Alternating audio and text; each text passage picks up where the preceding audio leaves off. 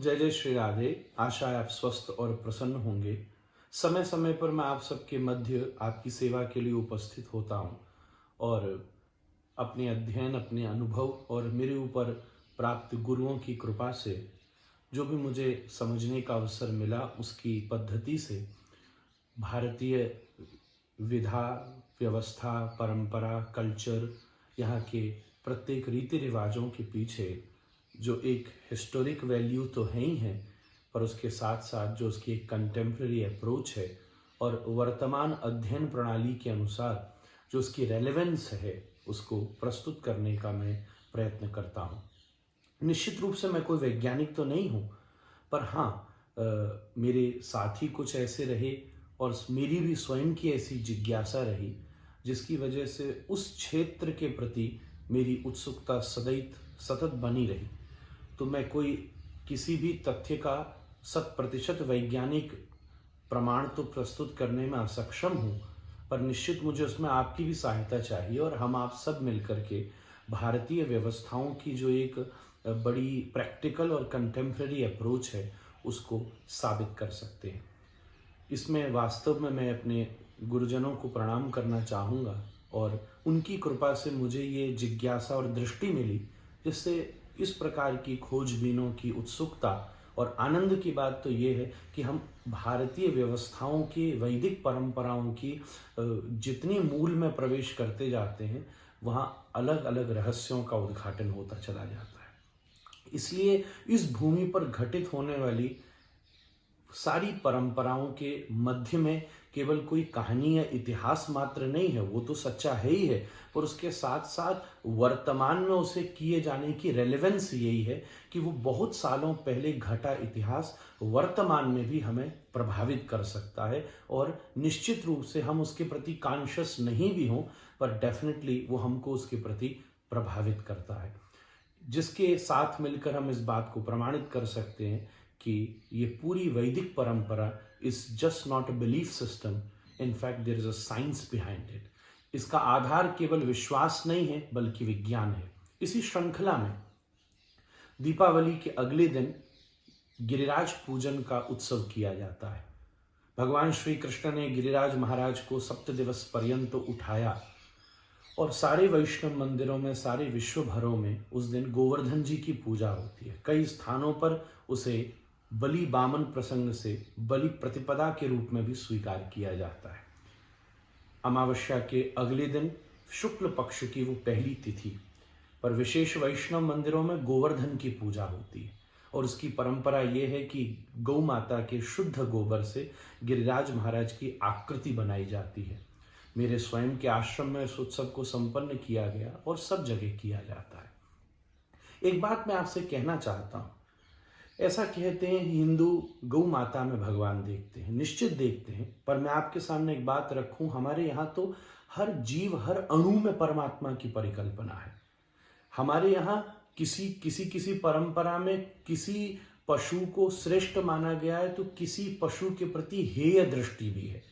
पर भारतीय परंपरा में तो परमात्मा सूकर में भी देखा है, भगवान वाराह अवतार धारण करते हैं। पक्षी में भी देखा है, सिंह को देखो तो नरसिंह या भगवती के वाहन की परिकल्पना हो जाती है, या शंकर के नीचे के आसन का संदर्शन होने लगता है। सर्प का विचार करो तो उसका संबंध सबके साथ है। मूषक के साथ का संबंध भी गणपति के साथ है, छिपकली का संबंध भी कुबेर के साथ है। तो यहाँ तो कुछ ऐसा नहीं है, प्रत्येक अणु में परमात्मा की पूर्ण परिकल्पना है। पर गौ की इतनी प्रधानता इसलिए रखी गई है क्योंकि उसके पीछे एक विज्ञान खड़ा है। जितना वो हमारे लिए हितकर है इतना अन्य कोई नहीं हो सकता, इसीलिए उसमें ज्यादा परमात्मा घटित होता है और हम उसमें उस पूर्ण परमात्मा की परिकल्पना कर लेते हैं। परिकल्पना क्या, अनुभव करते हैं, और वो केवल हमें अनुभव नहीं बल्कि परिणाम तक घोषित होता है।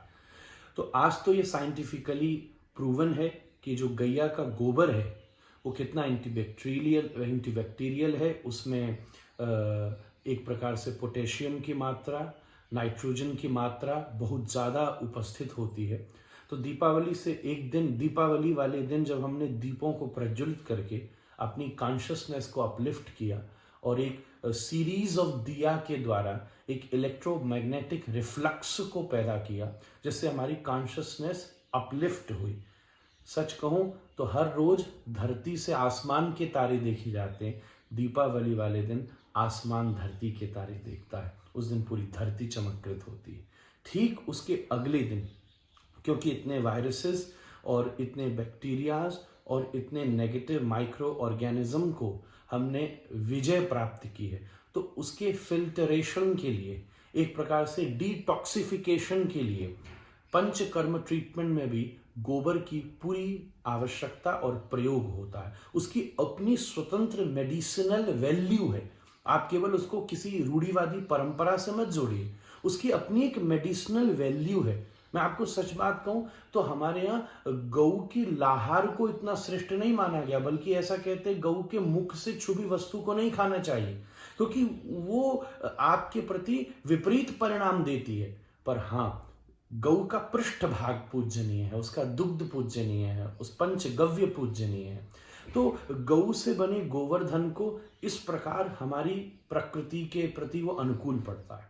दूसरा सबसे महत्वपूर्ण बिंदु है जो उस दिन हम करते हैं, वो है 56 भोग। 56 भोग के पीछे भी बड़ा गंभीर विज्ञान छिपा हुआ है। आयुर्वेद और एक प्रकार से भोजन ही हमारे शरीर का निर्माण करता है। When you eat roti, roti becomes you. When you eat apple, apple becomes you. If a woman have apple, the apple would become woman. If a man has apple, the apple would become man. If a monkey has apple, then apple become monkey. भोजन ही आपकी आकृति धारण करता है। तो पुरानी कहावत है, जैसा अन्न वैसा मन। भोजन, भारतीय परंपरा में भोजन को बहुत सकारात्मक रखा है।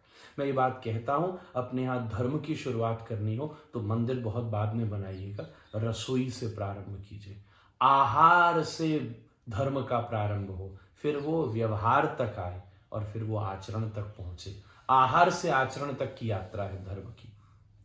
तो 56 भोग हम करते हैं। पुरानी कथा ये है कि भगवान ने 7 दिन तक गोवर्धन उठाया और एक सुबह 4 प्रहर होते हैं, 4 प्रहर रात के होते हैं। एक प्रहर में मैया यशोदा 2 बार लाल जी को भोजन आरोगती थी। तो इस प्रकार 7 दिन में प्रतिदिन 8 बार, तो 7 का 8 से भाग दो 56। ये भी कथा बिल्कुल भाव की दृष्टि से श्रेष्ठ है, प्रमाणित है और इसमें कोई दोष नहीं है।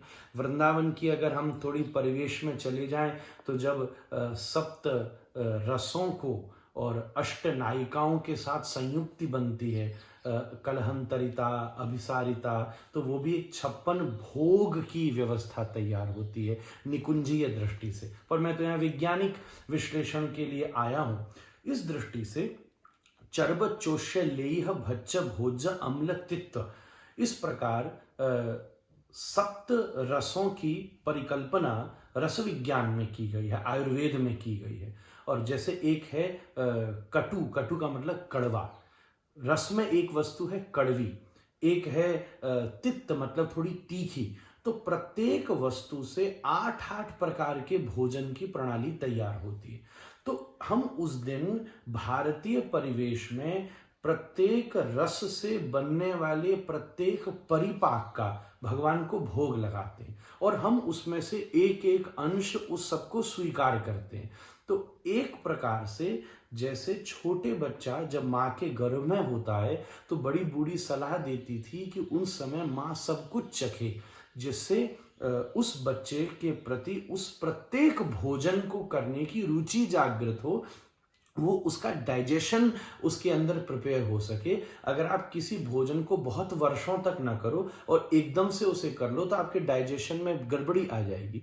उसी प्रकार अन्नकूट वाले दिन, 56 भोग के दिन जितनी भोग सामग्री है, हम उन सब का अंश लेकर उस दिन अपने शरीर को उस प्रत्येक भोज्य पदार्थ के लिए तैयार करते हैं और अपने और उस भोज्य पदार्थ का संबंध निरूपित करते हैं। इनफैक्ट 56 की संख्या के पीछे एक बहुत अद्भुत गणित के कॉम्बिनेशन का पूरा फॉर्मूला लागू होता है, जिससे 56 की संख्या बनती है।